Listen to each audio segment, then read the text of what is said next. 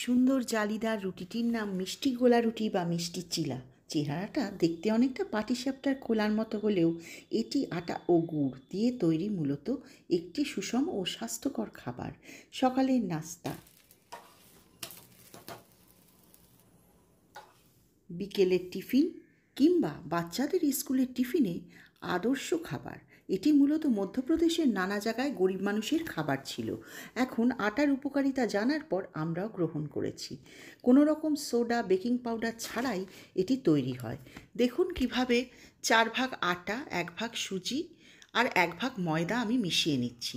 প্রথমে শুকনো উপকরণগুলো খুব ভালো করে একসাথে মিশিয়ে নিন।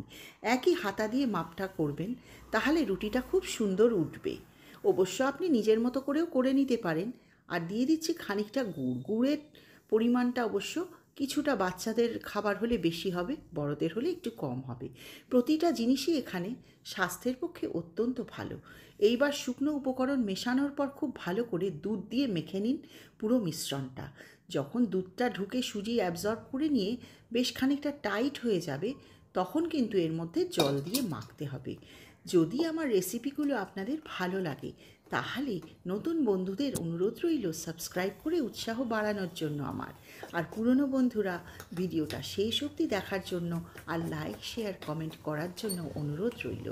আমার এই সমস্ত রেসিপি খুব সহজে এবং খুব কম তেল মশলায় তৈরি করা হয়। দেখুন আমি জল মিশিয়ে নিয়েছি। জল মিশিয়ে ভালো করে আস্তে আস্তে করে অল্প অল্প করে মিশিয়ে গোলাটা তৈরি করতে হবে, যাতে কোনো ডেলা না থাকে। গোলার কনসিস্টেন্সিটা দেখুন ঠিক এই রকম হবে। এই গোলা বা ব্যাটারটা তারপর একটা গরম তাওয়ায় একটু তেল বুলিয়ে নিন। আমি সাদা তেল ব্যবহার করেছি, সর্ষের তেল, ঘি যে কোনো কিছুতেই করতে পারেন। ভালো করে গরম হলে হাতা দিয়ে গোলা তুলে সামান্য একটু নুন মিশিয়ে নেবেন গোলাটা দেবার আগে, দিয়ে ঠিক এইভাবে ছড়িয়ে দিন তাওয়ার ওপরে।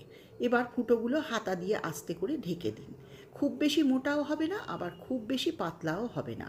যেহেতু আটা আছে, একটু মোটা ভাবেতে থাকবেই।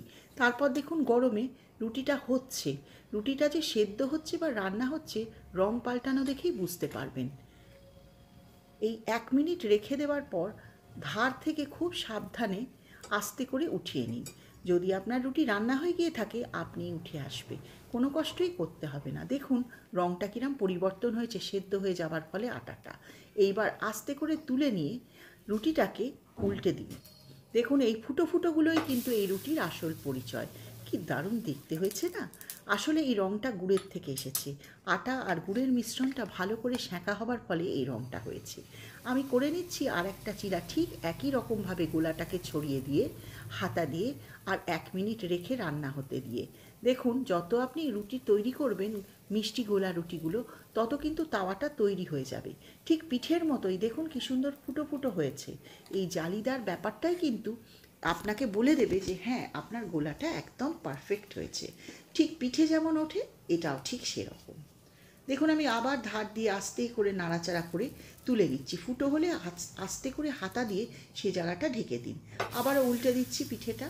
ঠিক এইভাবে একের পর এক জালিদার সুন্দর মিষ্টি গোলা রুটি বা মিষ্টি চিলা তৈরি করে নিন। তেল, ঘি একেবারেই প্রায় লাগে না।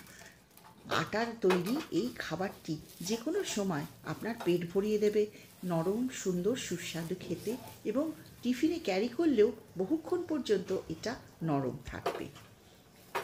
দেখুন উল্টানোর সময় কিন্তু একটু সাবধান থাকবেন, কারণ রুটিটা যদি কাঁচা থাকে তাহলে ছিঁড়ে যেতে পারে। আমি আপনাদের একটার পর একটা করে দেখিয়ে দিচ্ছি। আর আকারটা যদি গোল নাও হয়, একটু এমন ওমন হয়, তাহলেও কোনো অসুবিধা নেই। রুটিটা যে গোলই হতে হবে এরকম কোনো ব্যাপার নেই।